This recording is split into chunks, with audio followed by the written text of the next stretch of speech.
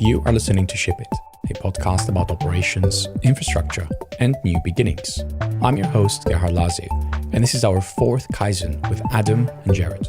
We finally did it. All our static files are served from AWS S3. This is the most significant improvement to our app's architecture in years. And now we have unlocked the next level, multi-cloud. We talk about that at length and how it fits in our 2022 setup. The TLDR is that changelog.com will fly, both literally and figuratively. We also address Steve's comment that he left in our previous Kaizen episode. Thanks, Steve. In the second half, we talk about my new beginnings at Dagger, where I get to work with a world-class team and build the next-gen CI/CD. That's right. I'm now walking the talk all day, every day. If you want to watch us code live, you can do so every Wednesday in our weekly community session. Big thanks to our partners Fastly, LaunchDarkly, and Linode. Thank you for the great bandwidth, Fastly. You can learn more at fastly.com. Ship new features with confidence by getting your feature flags powered by launchdarkly.com. And thank you, Linode, for keeping our Kubernetes fast and simple. Run your setup as we do via linode.com/changelog.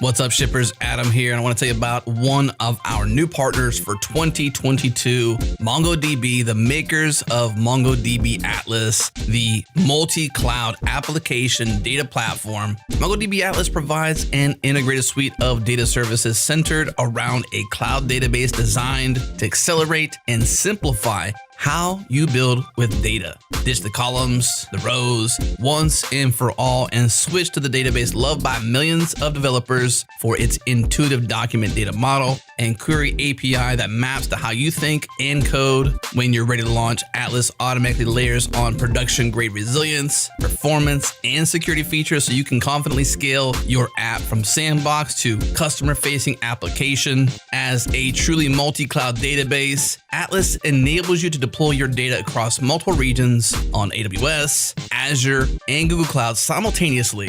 You heard that right. You can distribute your data across multiple cloud providers at the same time with a click of a button. All you got to do is try Atlas today for free. They have a free forever tier, so you can prove yourself and your team the platform has everything you need. Head to mongodb.com/Atlas. Again, mongodb.com/Atlas.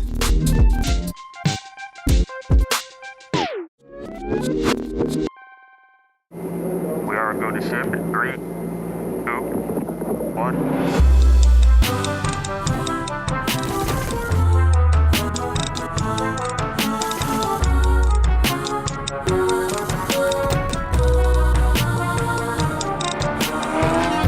It's finally happened. After months and months. Actually, no. After years of talking about it. Years, nice.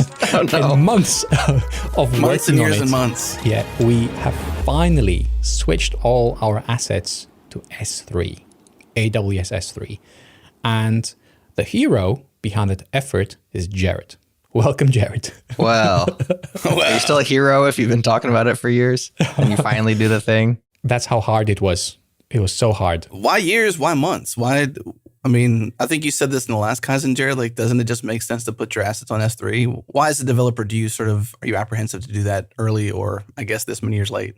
So the original decision was due to a couple of things. The main thing of which was my inexperience with Elixir as a programming language and my desire to keep it simple, and the post-processing upon upload of our MP3 files, which are quite large, versus like an avatar, which is not a big deal, was, with my skill set at the time, problematic in a remote sense. So I was like, hey, keep it simple. We have this huge disk, old school, upload it to the disk that's sitting right there and keep it all local, keep it all compact. It's the easy button, and that's going to get us to production faster.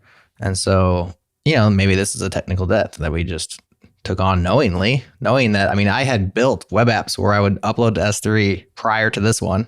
So it wasn't like it was an unknown thing at the time. It was a decision to be made, and I made that decision, and it didn't cause any problems for many years. And then it started to.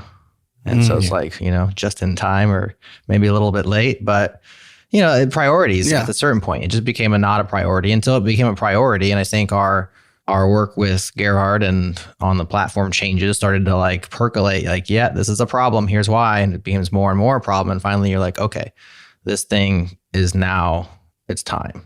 Right. And that was probably a year ago. And so now maybe we're a year late, but it hasn't really slowed us down all that much, but we're definitely ready to fly now. The reason why I point that out is because when people think about our platform and the things we do, and it's contextual. I can even recall the conversation you and I had with Nora Jones, Jelly founder. It's all about context, in terms of like an incident even, or in this case, like a decision, which isn't necessarily an incident, but it's like the context.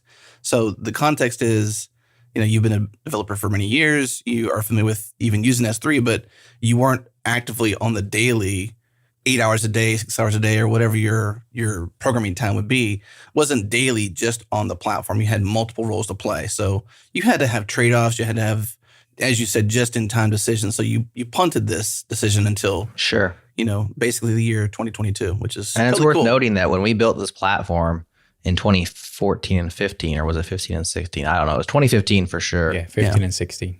I was full-time contractor building web apps for a living. This was very much, Adam, you weren't full-time yet, or you were like coming up with full-time. 2015, I went full-time, February 2015. So we were just getting Adam full-time, and I was doing this, as a weekend warrior, and I wanted to learn Elixir. I got excited about it. We've told this story before. You can go listen to, I think Beam Radio was the most recent time that I told this story, which is a cool Elixir podcast y'all should listen to if you like Elixir. Hey, Lars. Hello, Lars.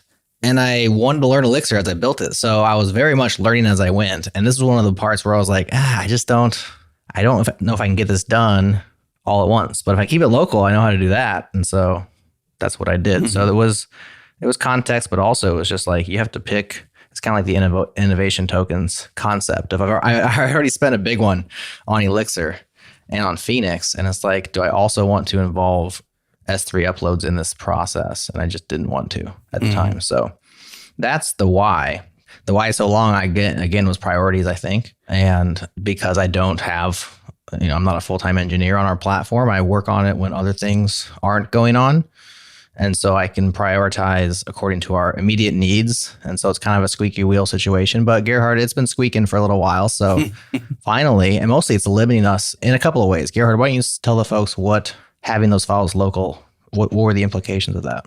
Yeah, before I say that, I want to mention that this is reality. This is what it looks like, okay? It's great ideas that take a really long time to get to the point where they finally happen. And it takes trade-offs, it takes a lot of dead ends, because I remember us trying this in the past and discovering things which we weren't expecting, which made this change difficult. And there's always something more important, to the point that a day comes and you say, you know what? It's been 2 years. I'm going to do it. And 2 weeks later, you've upgraded all the dependencies and you still haven't done it. Yeah, exactly. Which was the yak shave. The yak shave from last time. Exactly, episode 30. So that happened. And then 10 episodes later, we did it. And part of this was also, how do you test this without breaking production? Because by the way, we did a live migration without anyone noticing any downtime.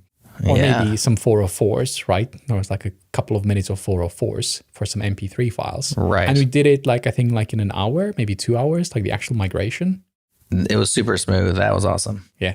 How do you do this feature? How do you plan it out? How do you roll it out when you try to fit it around so many things in a non-disruptive, easy way that you can back out of if things don't work out? And we have to coordinate, you and me. And there's like all these other things happening. So again, I'm the weekend warrior when it comes to changelog and, late night warrior. And how do you make it work? So it's the reality. It took us a long time, but I'm so glad that we got it done. Why am I so glad?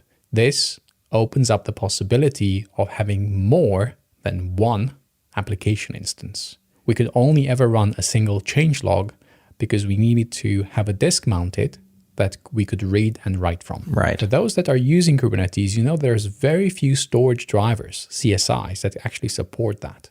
And the ones that do, there's all sorts of weird edge cases with them.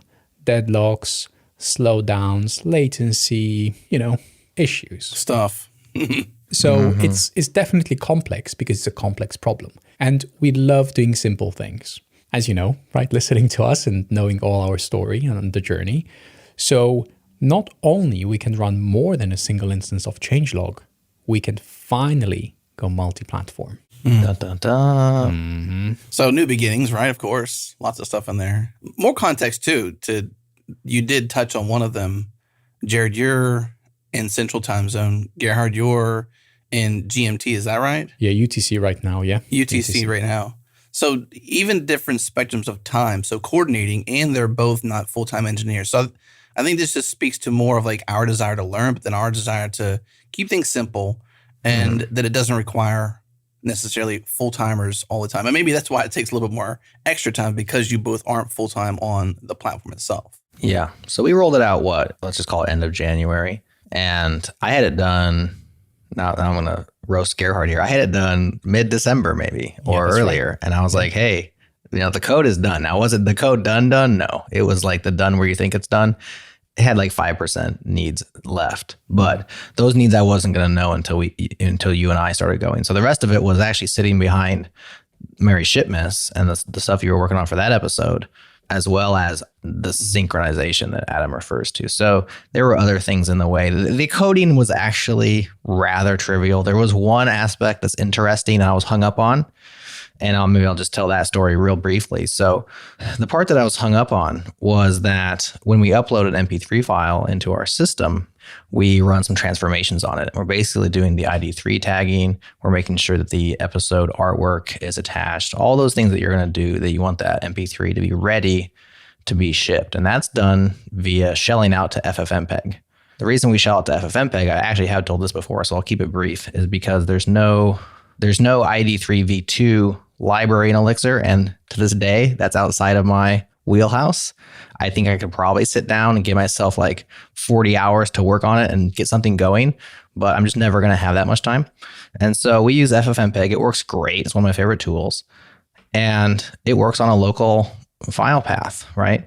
And so that's kind of where the decision was like, well, I'm going to use FFmpeg. I'm going to use local files, and I'm going to attach and run that inside of this library that was called Arc.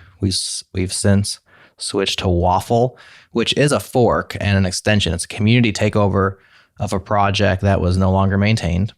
And so we switched to Waffle as a part of this. Shout out to the Waffle devs for keeping it going. That's totally awesome. And it has in it a transform step. So if you think of the upload, like you're inside the library, you define your upload file, and you give it its properties. Where am I going to store this? Okay, we got to switch all those to S3 versus local paths, make sure all the paths still work. And then this transform step is where you basically shell out to FFmpeg. When we switch to the S3 way of doing it, that transform step no longer has the data that it needs, because we reread the file off disk to get the new duration of the episode, as well as I think the final bytes that it is after you've done all your dirty work. And I just couldn't get it plugged into this transform step, and I'm trying everything. And finally it dawned on me. Did you stop and start it again? Oh, of course. Many times. Every single thing that you could do as a developer, I tried, as well as just Googling, around. I think I was helped a little bit with the Elixir forum, where somebody was talking about them also not being able to do this. Sometimes you're wondering if you're holding it wrong, like we talked about last time. Oh, yes. And having a confirmation of like, yeah, actually it doesn't work because you can't get the data you need at this stage in the pipeline.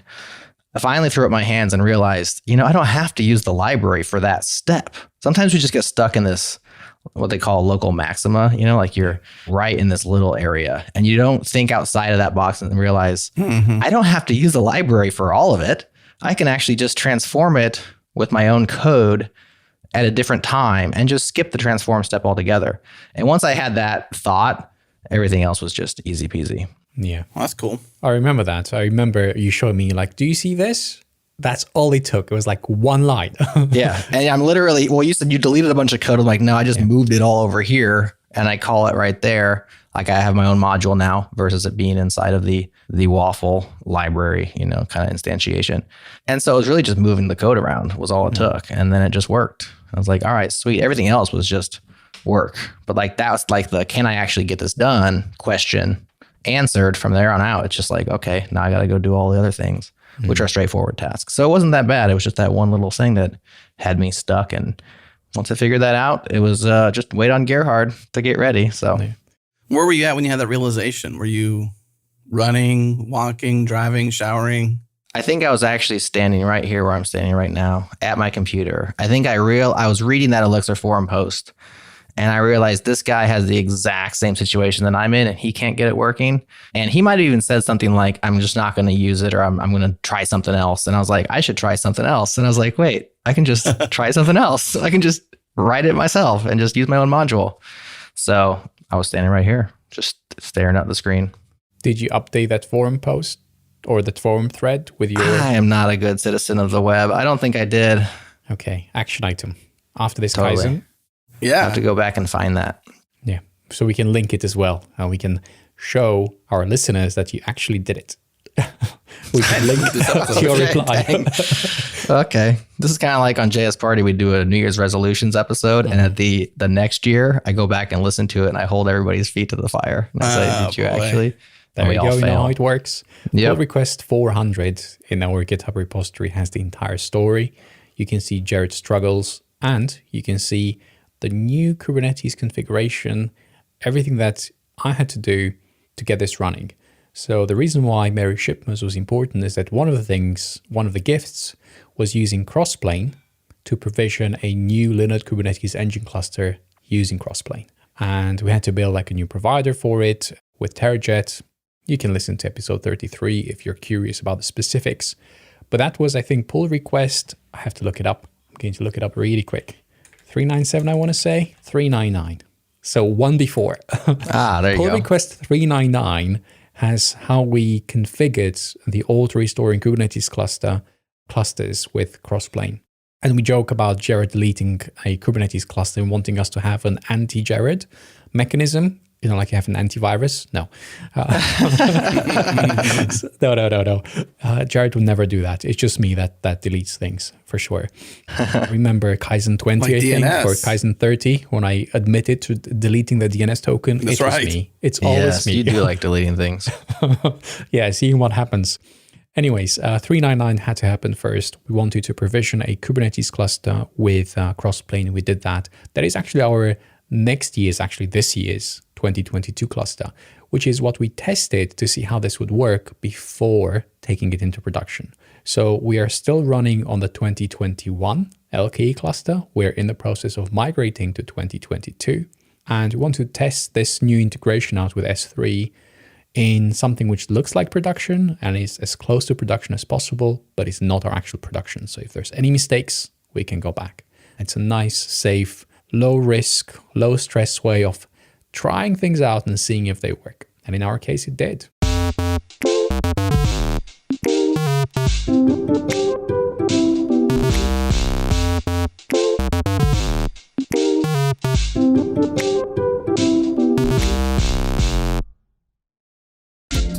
This episode is brought to you by our friends at Fire Hydrant. Fire Hydrant is the reliability platform for every developer. Incidents impact everyone, not just SREs. Fire Hydrant gives teams the tools to maintain service catalogs, respond to incidents, communicate through status pages, and learn with retrospectives. What would normally be manual, error-prone tasks across the entire spectrum of responding to an incident, this can all be automated in every way with Fire Hydrant. Fire Hydrant gives you incident tooling to manage incidents of any type with any severity with consistency. You can declare and mitigate incidents all inside Slack. Service catalogs allow service owners to improve operational maturity and document all your deploys in your service catalog. Incident analytics let extract meaningful insights about your reliability over any facet of your incident or the people who respond to them. And at the heart of it all, incident runbooks, they let you create custom automation rules to convert manual tasks into automated, reliable, repeatable sequences that run when you want.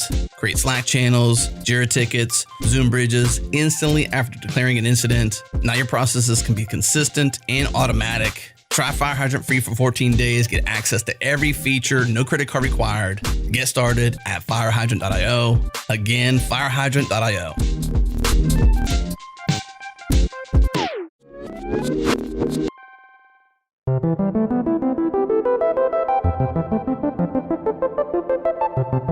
So January 25th, 26th is when we switched the assets serve directly from S3, from AWS S3 on. And since, a couple of interesting things happened. First of all, our favicons, favicon.ico, ICO, however you want to pronounce it, we have seen elevated 404 responses for those.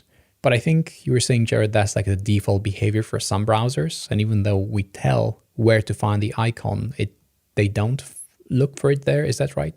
Yes. So in the head of our responses, not the headers, but the actual head section of your HTML, we specify where that shortcut icon is. Mm-hmm. And as part of this process, all of our uploads and our static files are coming from the same CDN now, whereas they previously weren't. And so we moved all of our static files to /static/. So the default behavior of browsers is to look at /favicon.ico, and some browsers will do that no matter what. Now, I'm guessing a lot of those are command line, robotic kind of things. You can also specify where it lives, which is what we're doing in our HTML. So browsers who obey those rules are still loading it, but we're having increased 404s. We can definitely throw a redirect or something in there that just makes them go to the right place, but not something that we're super worried about at this point.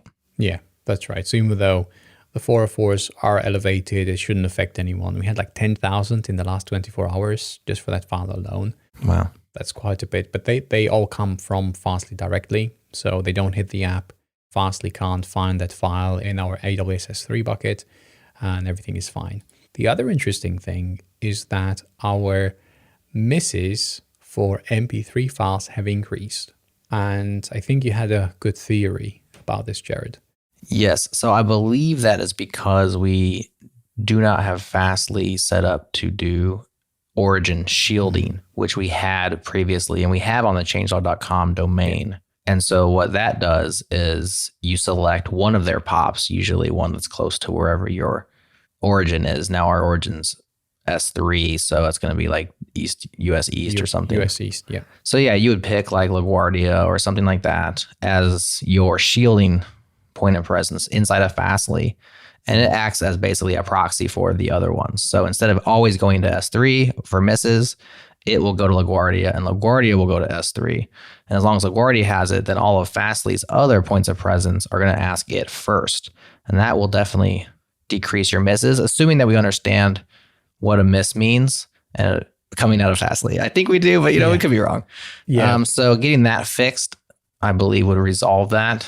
We also haven't looked into increased S3 charges, but they definitely could be going up because all those misses are still costing money. So we'll have to look into that.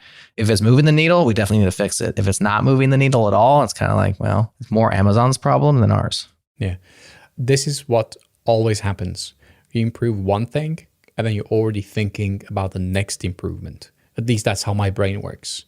So in this existing situation, what I'm wondering is, why do we have to worry about AWS S3, our CDN? Why isn't that like the same thing? And I suppose if we were using CloudFront for our CDN, this would be less of an issue, I think. But what I'm really curious about is, sure, how does this behave? But I think we talked about this in Kaizen 30. What if we used another CDN besides Fastly, which integrates with this? And you know where I'm going with this. I'm thinking Cloudflare. I'm thinking Cloudflare R2. Like, could we try that out and see if that is simpler in terms of configuration, in terms of setup? I don't think we'll have the same amount of stats and logs that we currently have from Fastly. So that obviously will likely be an issue. But I'm wondering if that would be a simpler setup from performance, from customer satisfaction. I mean, right now what I'm seeing is, I was looking at the 99th percentile, and I've seen that our 99th percentile today was, for example, 657 seconds. So some requests, would be great to dig into those to see which were those requests. Are taking 657 seconds to serve? That's like 10 minutes. Who's waiting 10? I think that must be one of those Apple Watches again, waiting for an MP3 file to stream so they can listen to it. Must be right over 4G. So it's a great one to dig into. But I'm seeing these spikes, which they didn't happen before we switched, or at least they weren't as severe before we switched to S3. And Honeycomb makes it so simple to see how our 99th percentile increased significantly since this switch. So for example, we had January 24th. We were around looking at the last 28 days. The granularity is 2 hours. Our 99th percentile would be around 500 milliseconds. Those were the peaks. Now the peaks are 12 milliseconds. Our 99th percentile is actually worse since we went to S3 for the static assets. It would be great to dig into it, why that happened, because we thought this would be improved. Roll it all Roll back. it back. I think that's what we need to do, Jared. 2 years thinking about it. You have to go back. Not another laugh fest. But no, seriously, this opens up the possibility to us running more origins and just digging more into why this is happening and what needs to improve. Because I still think we're using parts of this wrong. And we had a great comment from Steve Schwartz for Kaizen 30. He was offering an alternative analysis of our CDN issue. And he was talking about the 18 megabyte GIFs or GIFs, which is crazy big. I agree. So smaller image file sizes, that's what he was recommending to reduce the impact on non-first world visitors. That makes sense. So making those images smaller so that even if, wherever they're served from, the latency is not as high and serving all that content is not as high. But for MP3s, I don't think there's much we can do about that. So it's worth stating that any 18 megabyte GIF file that we serve was not one that we created. So we cover news and we link to repos and demos and things like this. And so we'll pull into those news items, images, GIFs, YouTube videos, etc. And so this was somebody else's GIF that we're not hot linking it. We go ahead and upload it to our own system and rehost it. Yep. But we don't do any minification or what's it called? Compression on GIFs. They don't compress well anyway. It's a terrible format in terms of that. But that's the kind of thing that you will find on like an individual news item page. And it will also scroll the homepage until it scrolls off the top of the homepage. But those aren't kind of things that our developers are creating and putting into the app, if that makes sense. Like those things are minified, or I keep using JS and CSS terms. They're compressed, they're image optimized things.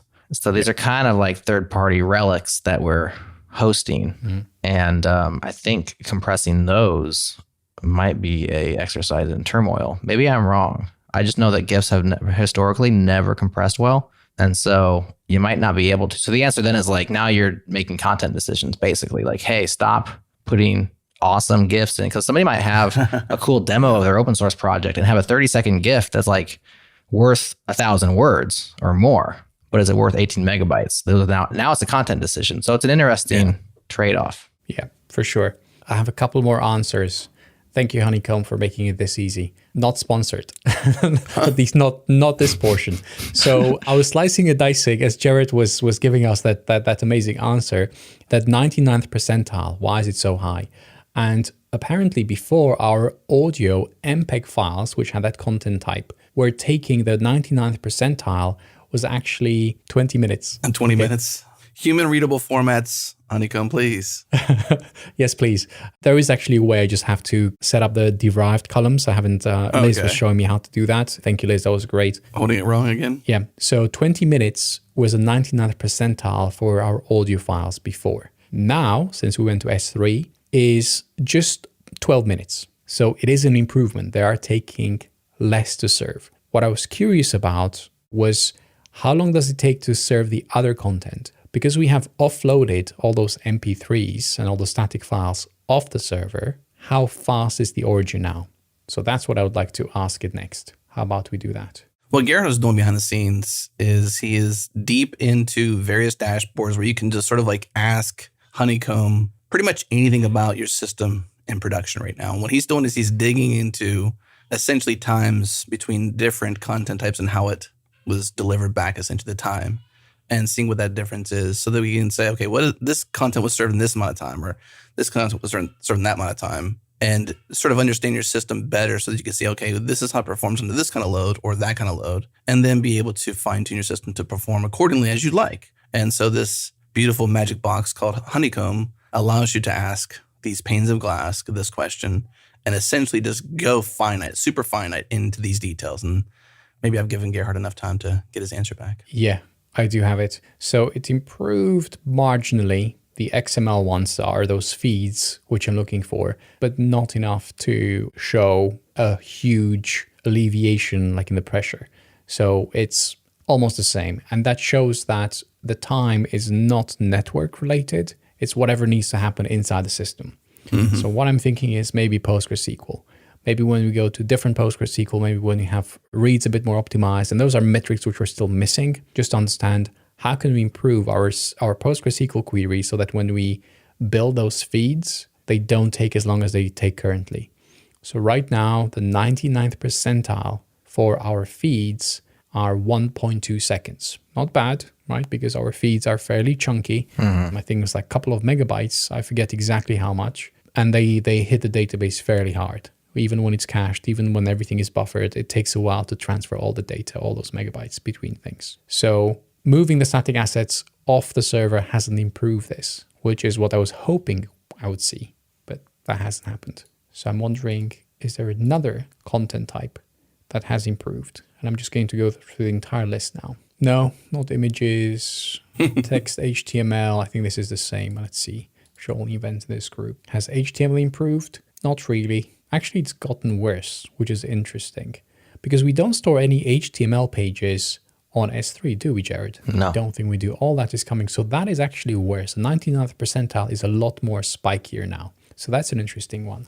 I don't think we're holding it wrong. I think we have like more questions to dig into. And I think that's a good one to look into next. Speaking of something to look into next, I do want to plug a recent episode of Founders Talk because we're talking about honeycomb. And I truly believe this gives us superpowers. And that's exactly what I talked to Christine Yen about. And the title of that show is Bringing Observability Superpowers to All, because that's their mission. And if you're a fan, if you're not a fan, you should listen to this show. And Christine went deep on the subject of all things observability, founding Honeycomb alongside Charity, the bees that make up the team, and a bunch of other fun things. So we're definitely loving Honeycomb. But if you love the behind the scenes from a founder, CEO perspective, that's exactly what you'll get from that show. So it's episode 86 on Founders Talk. Make sure you check that out. I'm going to share another behind the scenes item regarding Honeycomb. That was meant to be another Christmas gift,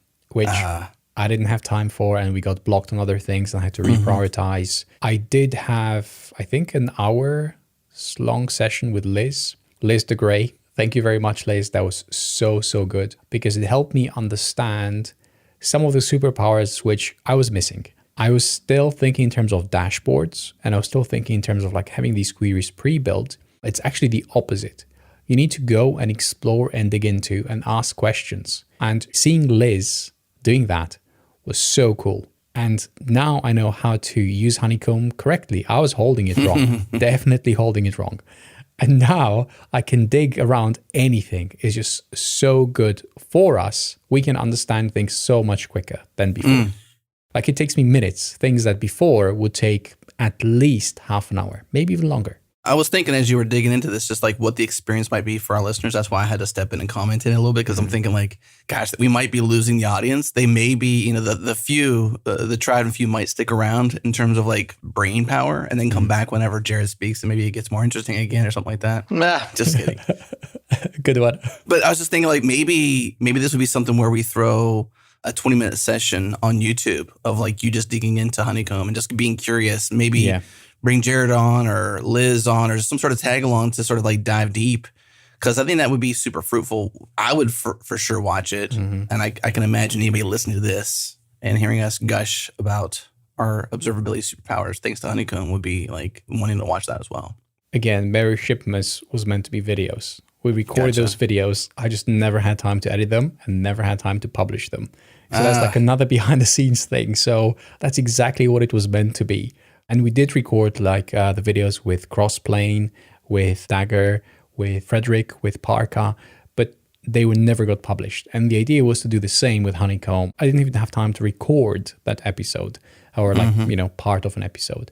But yes, I would really like that for sure. Well, expect things in the future, listeners and future viewers, because we'll circle back with Gerhard on some ideas on this front because I was unaware of that. I love these sort of live Kaizen podcasts because I don't want you editing that, Gerhard. You got too much stuff to do. We'd rather find other things to do. And Jared and I will find folks either currently on our team or people we can bring on our team. We're a growing small, I always say small indie media company because it definitely puts us in perspective, but we're not brand new small. We're just sort of like, 13 years later small. You know what I mean? So, Yeah. but we want to solve those problems. Like I find it super valuable to get those kind of conversations out there into the world. And if it's a thing from the Merry Shipmas episode, which is super cool, by the way. Like I loved that we had Break Masters and introduce some cool Christmas jingles in there. Like there's a little surprises in there that we didn't even tell you about. I love making these things special for our listeners. And so I'd love to find ways to get those conversations onto YouTube, the full-length videos.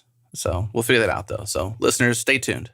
I have 45 gigabytes worth of ScreenFlow files, which are the videos that I can share, 4K videos and all that stuff. My internet can handle it. Now it can, yeah. Like the 1 gigabit full on, not a problem. Yeah. So I can upload those. But I would love to follow up with Liz and Honeycomb just to show what this new thing means, because now we have CDN metrics and we can slice and dice and we can understand a lot more about our origins. And this will become increasingly important as we are going towards multi-platform. So the reason why I'm really big on this is because we can try more of what's out there. We were never prescriptive about Kubernetes or this platform or that platform, whatever the name may be. We want to try as many as possible out and share our learnings, share what works, share what is easy, share what is interesting. And the only way we can do that is by trying more platforms out, trying more tools out. It's not about promoting this tool over that tool. It's about genuinely sharing what we think about them and what worked for us. Contexts are very important. And our context, you already know it. We've been talking about it for years. But maybe it'll work for you too. So what challenges remain for our multi-platform? The big one is the database, right? Because currently it just runs on Postgres, it just runs on Kubernetes as a single, I'm blanking out, not stateful set. Yes, as a single stateful set. That's exactly what it's called. As a single stateful set. It's really simple. We even did, do you remember, Jared, the easiest migration? I showed you how to migrate, how to restore from backup. Yeah, you just delete the current one. Exactly. So the easiest way Which to feels fix so wrong, I'm sure, right? It's like delete It does. to restore. because it just restores itself. So you delete it and it just restores itself. Right. That's how simple it is. It pulls the latest backup and it just boots up with the latest backup. That's it. Wow. Really, really simple. So moving that PostgreSQL elsewhere, we talked about, I think, CockroachDB, or at least we mentioned it. But I think we're thinking Fly, a database, PostgreSQL that runs on Fly.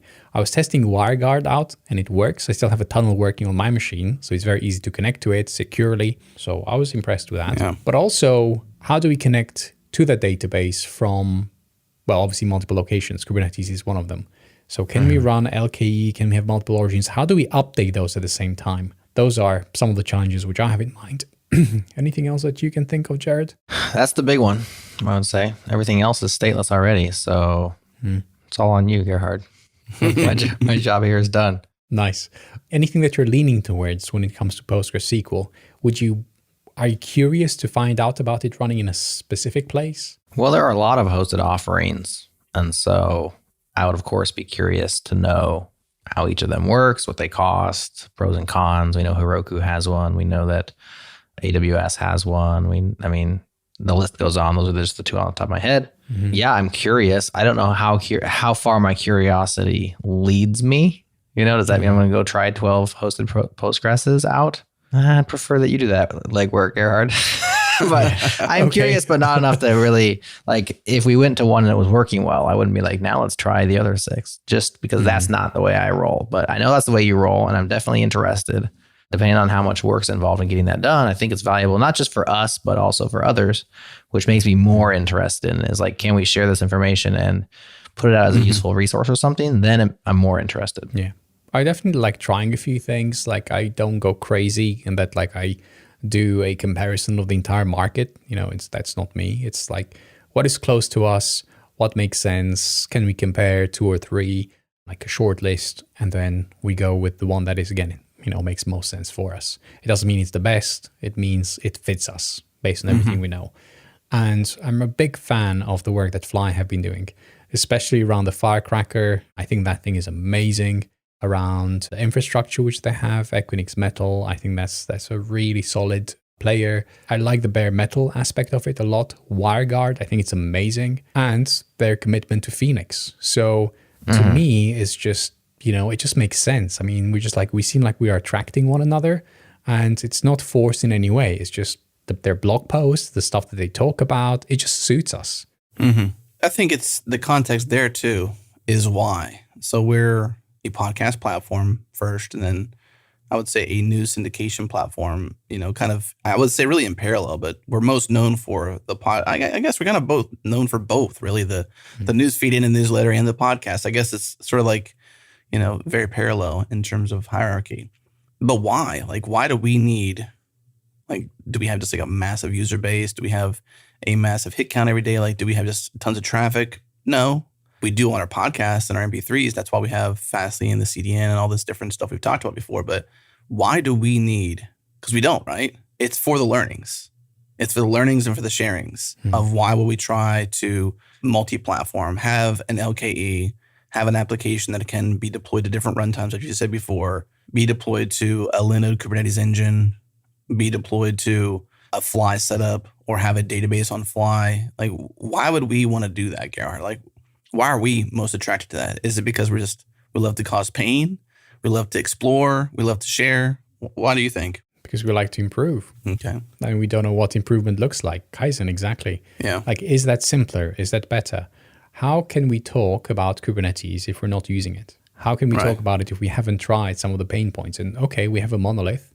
We try to make the best of it. We don't rewrite it as microservices. Now, that would be crazy. But we try running it on multiple platforms. And at the end of the day, it's a Phoenix app. Where is a great place for running Phoenix apps?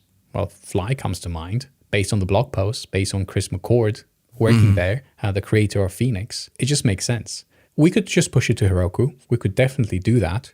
And I would be up for trying it. I don't know what pain points we would find, but we couldn't even entertain that idea until pull request 400 was merged, which is why this is significant. The work that Jared did, I was mentioning this, from my perspective, is the most significant improvement in 6 years to the app itself. Yeah. Because before we couldn't do this stuff. Like, it was like either LKE or Heroku or Fly. It wasn't an and problem. It was an or. Yeah.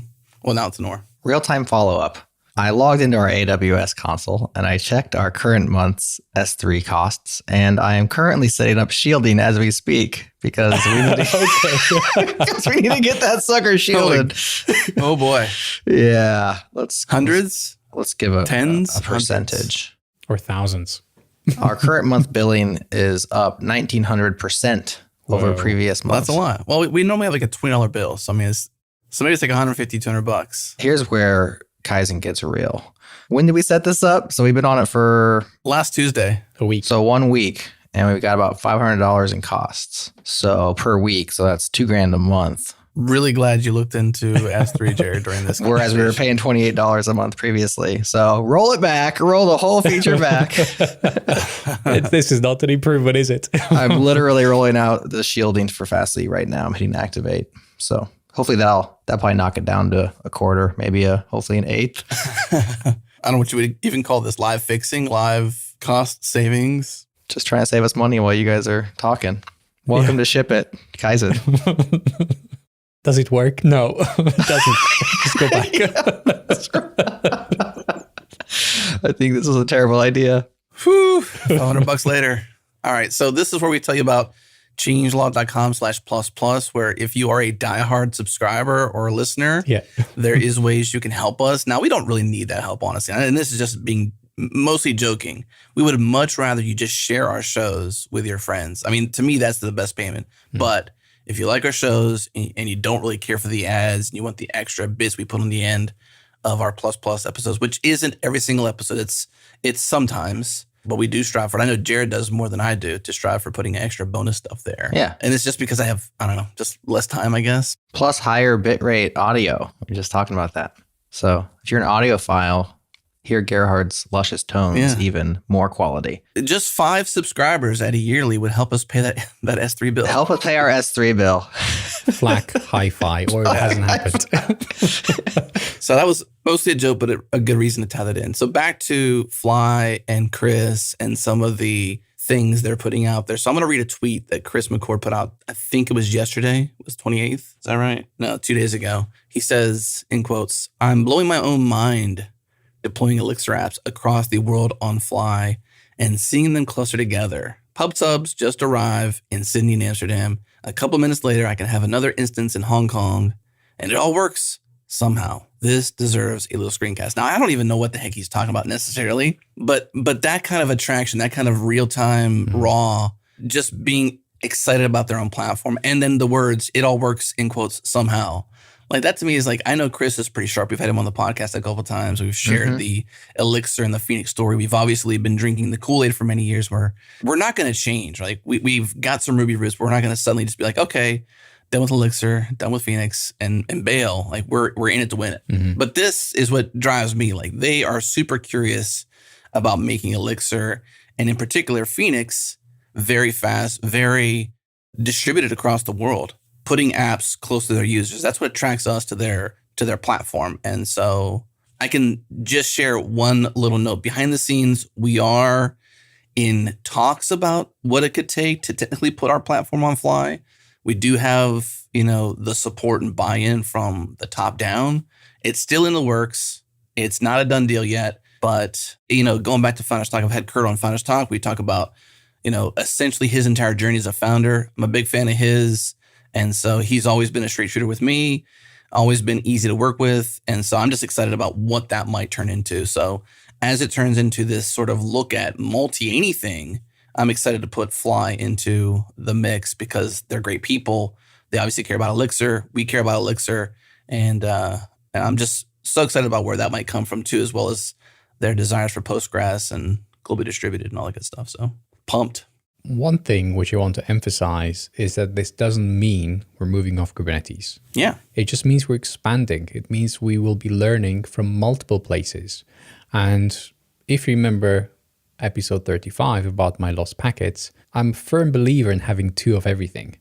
So why have a single CDN when you can have two? Or why have a single Kubernetes when you can have two? And we should definitely do that. Well, let me give you the pragmatic answer to that, Gerhard, which maybe our listeners are thinking. I've thought it in the past, which is because you pay twice as much. That's why. If you have two, you're paying twice as much. That's one good reason not to have as many. Why not have two Teslas? Well, because then I have to buy two Teslas. Right. So you're right. That is the pragmatic approach. But can you survive one of those? Without two Teslas? No, I got to have them both. If one of my Teslas breaks down. Yeah, that's okay. For us, would we want to be down? What does it take? It just helps you appreciate more, right? It's tech. It's stuff which is a lot softer, right? Like those servers are in the cloud. Sure, they cost money. How can we make it so efficient that they don't cost that much money, right? If you think about the traffic that we're serving, it is significant. It is not world shattering, right? We don't even register on the Fastly's. If we were to move off it, I don't think they would notice a drop in their global traffic. But it's the same amount of traffic. And when Fastly goes down, it happens rarely, once every 5 years in our experience. We are not completely down, even though BBC is. That's okay. Our setup is... Even though the BBC is. Well, that's what happened, right? Yeah. Yeah. So New York Times was down and a couple others. They run their infrastructure as they think is best. Same for us. And if we can be efficient and if we can optimize, then I think we should. Honestly, we don't know what teams out there need, though. So our exploration isn't say, hey, follow us. It's, hey, pay attention to what we're exploring and the things we're determining and learning from these explorations. It's not follow us. But also, we don't know what teams out there are facing. They may have ultra resilience problems. They need to have two CDNs because they cannot stand. I think there was some sort of tweet out there recently, 1 minute of downtime for Amazon is just an enormous amount of money, and why they spend so much effort into, basically not making that happen. Now, obviously, Amazon's an extreme case because they're the largest distributor of products worldwide, probably, but not everybody has that problem. We don't know what teams out there have. So follow us in terms of learnings and exploration, not so much take our advice on having 2 CDNs. It may not be necessary for you. Yeah, don't do everything that we do, but like maybe you need 0, maybe you need 4, and we need only 1 or 2. I appreciated hearing from the Grafana on-call team. I just listened to your episode 36, Gerhard, where they talked about when DigitalOcean's Kubernetes engine went offline, and because they were set up for, I guess it's multi-cloud, I guess that's what you call it, right? Like they were set up because their Kubernetes was set up correctly. They cut over to, I don't know if it was Google's deal or some other platform within minutes, and they were like rocking and rolling. So for them, that was important. Now for other people, maybe it's like, yeah, even from the start, you asked me what was important. I said, well, we can handle like a half an hour of downtime. Our business isn't going to implode, but like 2 days of downtime, like we got problems, right? And so it just depends on everybody's circumstance. So yes, a lot of the things that we do are exploratory, are to learn and to share. And they're not necessarily the wisest, most prudent, pragmatic choices. Like, let's pay twice for everything, right? Like maybe that's not worth the trade-off in your guys' circumstances. But I think it's worth talking about that. That leads us into some listener feedback we've had. I'm not sure if we should just hop into that now, or do you want to take a break? And let's go for it. This is incredibly on topic. So I'm going to leave this feedback anonymous because we didn't get his permission, but he did come into our Ship It channel of the Changelog Slack. By the way, changelog.com/community. Join the Ship It channel of our Slack, hang out, ask questions. We would love to have you there. And this listener says, don't know if this is the right place for feedback, but as a longtime Changelog listener, I was excited to see a DevOps-focused podcast. I found some really interesting services via Ship It, but to be frank, the episode play like long advertisements. Guests are often folks from a company that sells a DevOps-focused product, talking about how great their product is, and a lot are great. He says Incident and Honeycomb stand out. But what I really want is to hear from the people in the trenches using the solutions. It's a lot more meaningful for me to hear about these services from someone who got value out of them rather than the people making them. I thought this was really solid feedback. We're always trying to Kaizen the show, not just our platform, but like how can we continuously improve?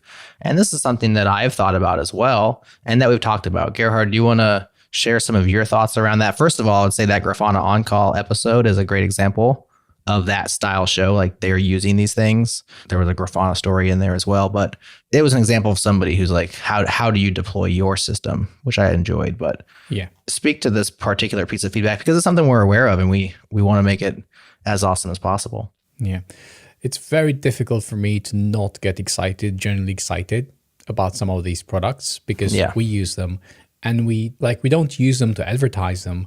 We use them because they are genuinely interesting. And again, we use them. Like we wouldn't be using them if they weren't good. And for every incident and for every Honeycomb, there are many others that we don't even mention that we tried out, but they didn't work for us for whatever reason. And there's so many niggles and so many, maybe I won't say negative talking points, but they're just complicated. So we focus on the positive a lot more than like the negative, what doesn't work, even though I know that some of you would love that. But what I would like to say is that I took the feedback on board. And when I had the pre-interview with the on-call team, Matvey and Ildar, I told them, look, no selling of any kind. Now I'll try to be as little excited as possible about this thing so that, based on listener feedback. That was one thing. The other thing, and this goes hand in hand with how we schedule the episodes. So by the time we received this feedback, maybe we had like another 3, 4, maybe even 5 episodes already recorded and scheduled to go out.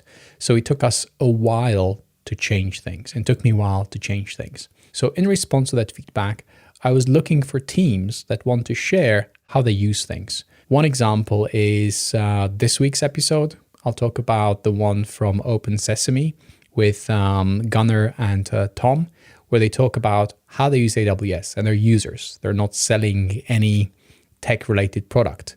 Now that I think of it, I think they are, but we never mentioned it in the show. So we never mentioned it in the show. The idea is that we took this feedback on board and we're trying to cover more end-user stories.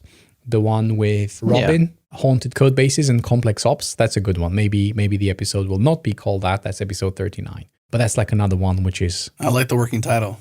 It's a good one. Yeah, I mean, that's what he calls them, haunted code bases. So I think it's going to stick with that. But there's a few others like that coming up, which are more focused on the end user stories. The problem with those is that some companies are not as forthcoming. They have different limitations. They can't say certain things. They don't know what they're allowed to say. It's a lot more difficult to schedule those interviews from like the big names that you'd recognize. While Honeycomb, it's easier, right, to do an episode on that. But I took the feedback on board. Anything else to say? I want to say a couple of things. I think it's too easy in our shoes to only look at the positive feedback to us. And I actually greatly welcome this negative feedback, or in the negative light feedback, because it helps us reframe what we're doing and have a greater perspective on what we're trying to do. Because without the positive and the negative, you just seem to sort of like gravitate toward these different directions. Now, something you had said before, Jared, about Gerhard and this sort of perspective towards like talking to the founders or the people who create these products, was that Gerhard kind of goes shopping for us. So in some ways, like you had just said, Gerhard, like we're using the ones that are good. We're not sharing the negative stories. Maybe some people would like that, but we're just not trying to, talk negatively about certain products or certain teams, because everything out there takes effort. Just because we gravitate towards incident or different brands or whatever it might be, it is not so much like, it's not so much our endorsement, but it kind of is because we like them. So that's sort of an endorsement. I look at it just like you had said, Jerry, like this is Gerhard going shopping for our audience and saying, this is things we've tried and things we've liked. And one other point I want to make too is that as an organization here at Changelog, we have a strict no pay to play. That means that people cannot pay to come on a podcast. The only advertisement you'll ever hear is explicitly in a sponsored spot. Now, we also work super hard to make those sponsored spots amazing, informative, well done. We spend so much time with those teams to understand their problem set and how to best communicate it to our audience. And those are also by choice. They're opt-in. Like just because we sell ads or sponsorships to the world at large doesn't mean we don't say no. We actually say no a lot. Just the same way that Gerhard says no to like a tool or a platform he tries and then eventually airs. We also say no a lot behind the scenes. So I would say as a listener, when it comes to sponsored content, it is explicitly sponsored content. It's never full-length content. And then even more particular to that is that we choose the brands we want to work with because we also believe in them. So if you hear an ad or a sponsored spot, take it one step further because we've actually chosen to work with them instead of or in spite of other opportunities that we've just said no to.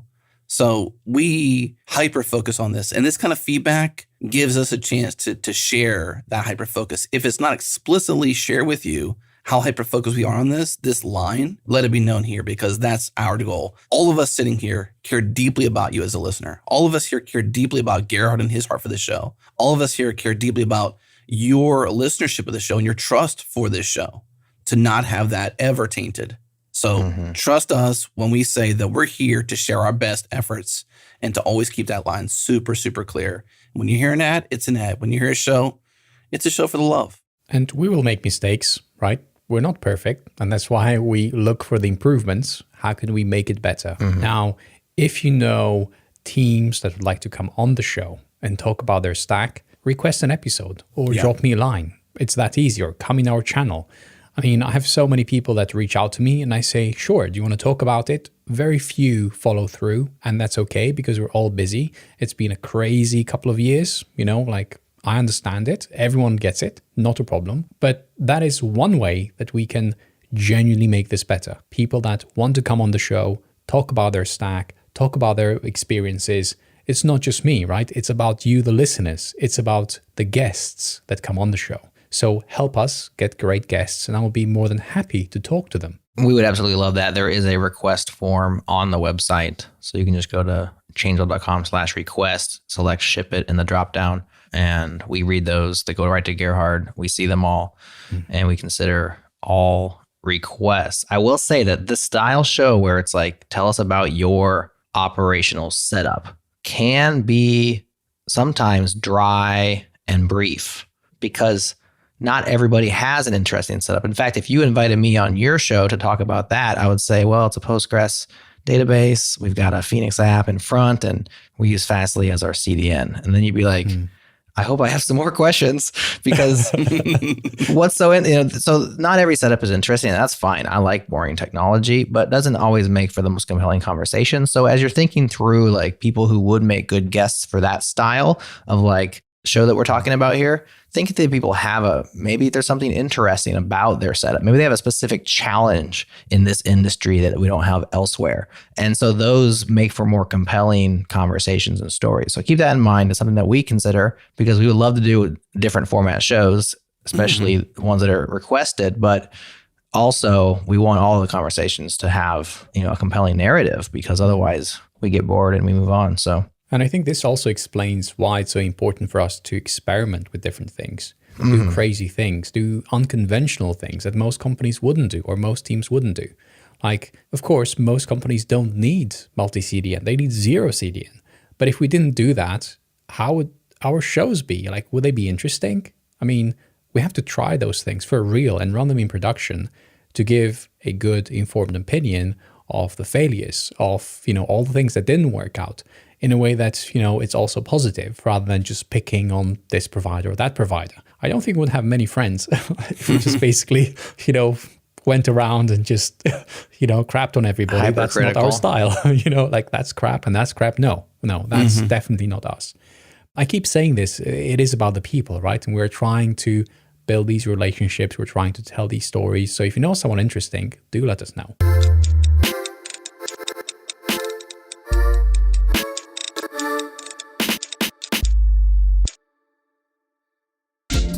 What's up, friends? This episode is brought to you by Rewatch. Rewatch gives product and engineering teams async superpowers, and it helps them move faster with greater clarity. And I love clarity. Imagine this, all of your team's videos all in one place. Record, organize, and share the videos that your team needs to ship great work. Keep everyone in the loop by sharing team meetings, from sprint planning to daily stand-ups to project retros. Empower new hires to get up to speed faster with onboarding and training videos that are easy to watch, and of course, Rewatch. You can streamline knowledge sharing by creating a library of product demos, tech talks, architecture reviews, and so much more. And we're using Rewatch here at Changelog, and the killer feature for us is every video is automatically transcribed and searchable. And the transcripts are surprisingly very accurate, which makes it so easy for us to search key phrases, terms, and find and play the exact spot in a video.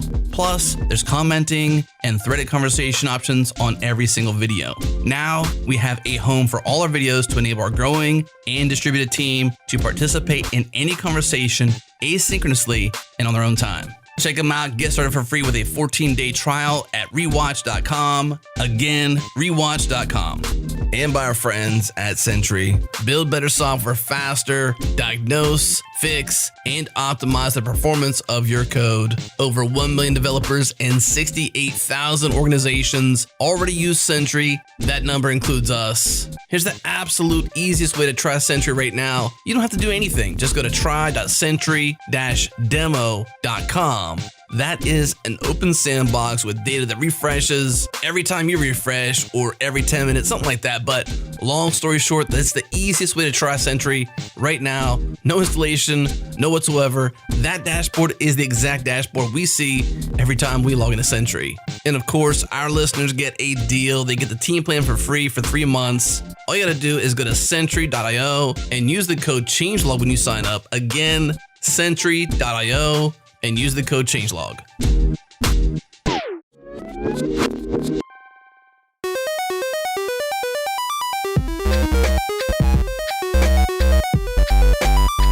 Are we in a good place to talk about new beginnings? The last new beginning?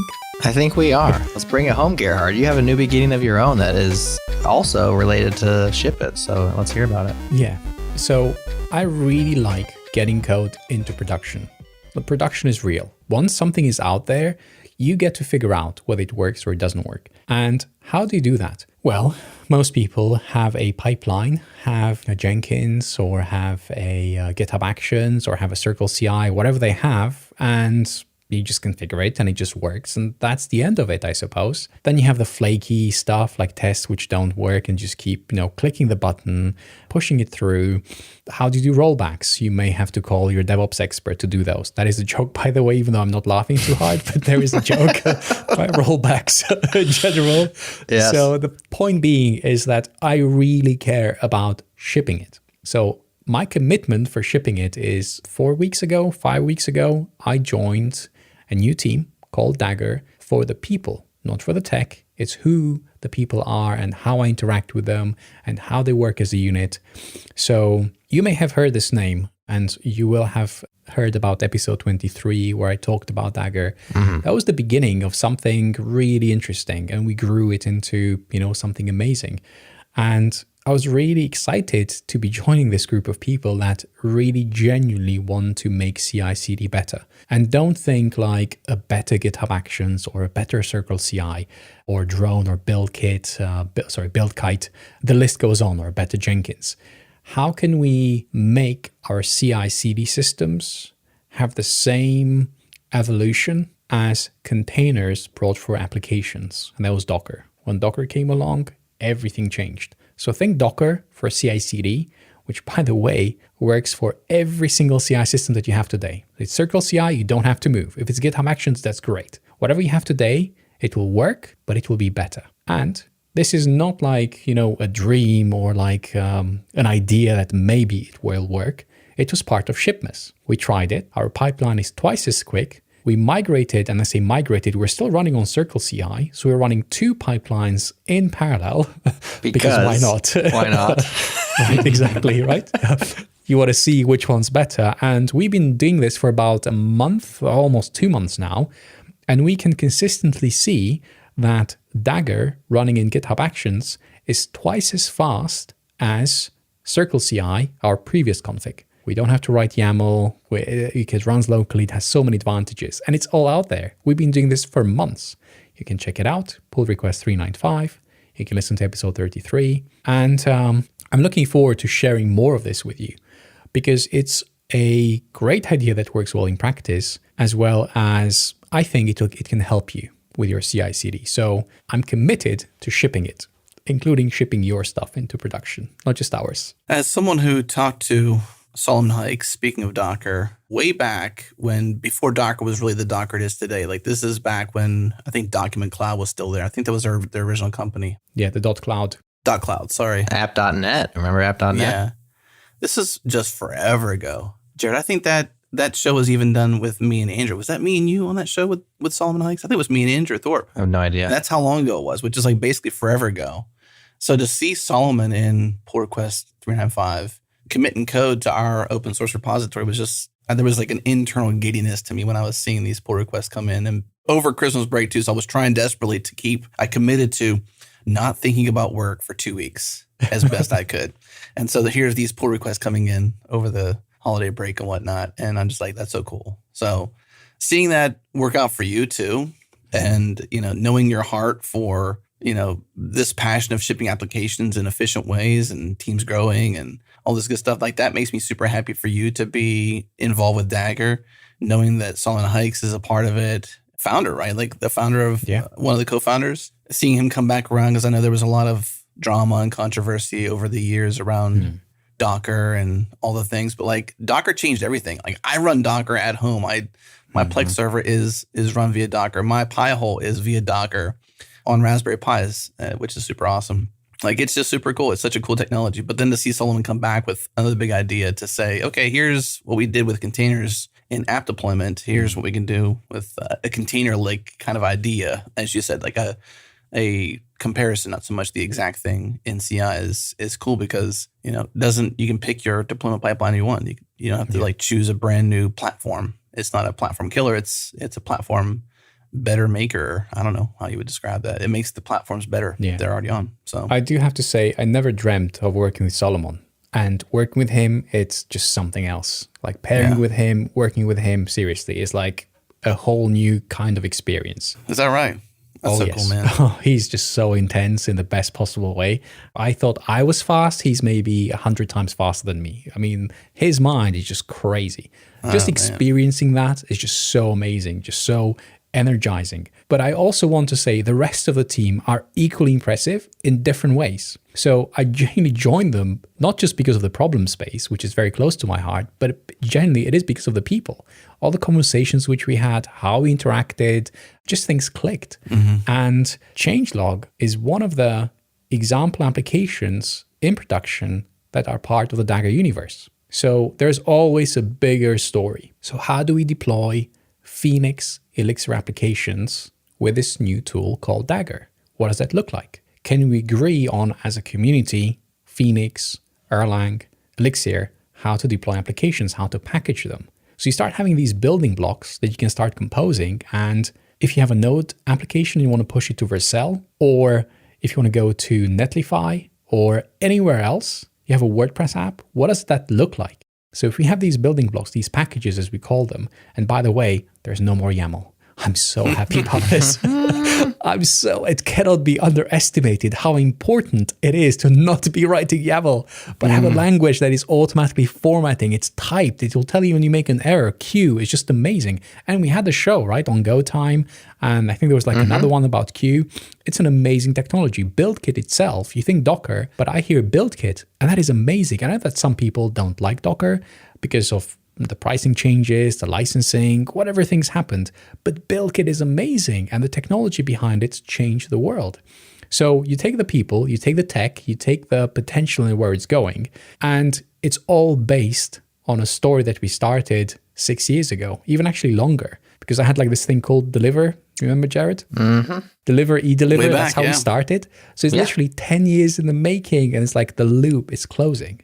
So you can't make this stuff up. It's literally the signs were there all along, and connecting the dots backwards, everything makes sense. That's what makes me excited about this. That's cool, man. I'm really curious to put this out in the world, for others to see and tell us why it doesn't work. Why maybe we should use Nix. And we just had that conversation with Vincent recently, right? It all comes together. So yeah. Can you tell that I'm really passionate about this stuff? I'm not sure. Did I convey it enough? Well, those exact words even were spoken by Steve Jobs in your unexpected episode 22. It's crazy and impossible, where Steve said you can't connect the dots forward, you have to connect them backwards. I'm paraphrasing what he had said, but that rings back to even that. And that's so cool to see Deliver, and then the connection to us and how that happened, and then all this come to full fruition. And I think that's what really it is for us. I'm always happy on a podcast when I can say we came for the tech, but we stay for the humans, because that's such our DNA. We can talk about these different things and be excited and whatever, but truly it is about the humans. And that makes me so happy for you to just see your career path and your passion path really come full circle. And working with Solomon's probably pretty cool. I mean, I've been a fan for many years, and the rest of the team, of course, but how cool is that, really? So cool. I'm happy for you. Thank you. We are all part of this together. I'm seeing the journey together, separate. There's obviously different journeys, but I'm seeing this in the making. I'm just basically seeing all the signs, and I get so excited about that because I realize it may look like a coincidence. Actually, it's a series of coincidences, but it's very clear to me which way we are headed. And even if nothing comes out of it, the fact that we were together, the fact that we tried, improved, and maybe things worked out in a different way, that's okay. We still had that experience, and that is worth remembering and worth cherishing.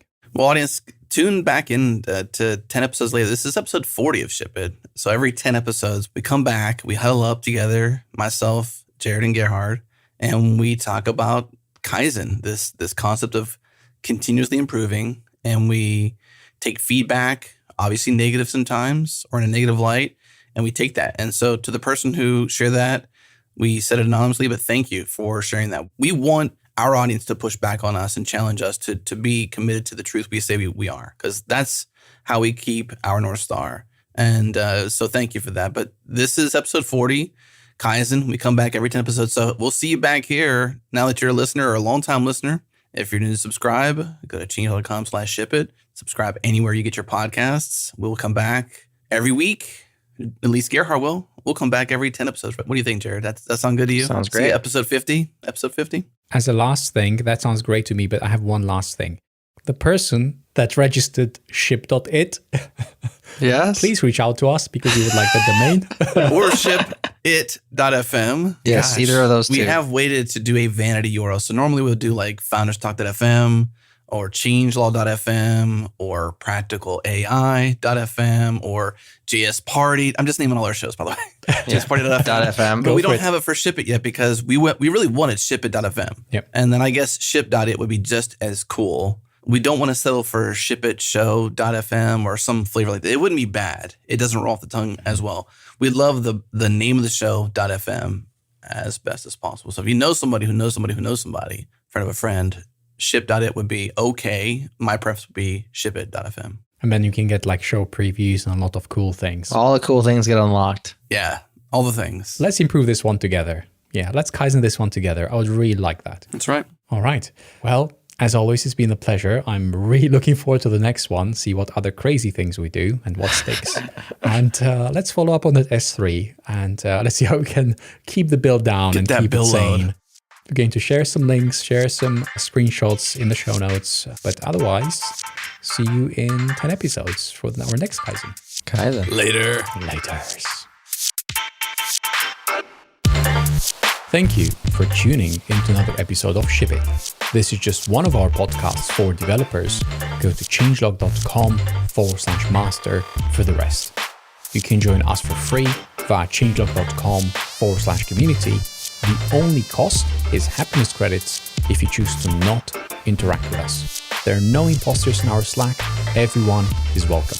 Huge thanks to our partners Fastly, LaunchDarkly, and Linode. Thank you, Breakmaster Cylinder, for all our awesome beats. That's it for this week. See you next week. My last thought is dedicating this episode to Lucy, a person that made many lives better. While I don't know Lucy, someone that I respect does, and he remembers her life fondly. Thank you, Lucy. Rest in peace.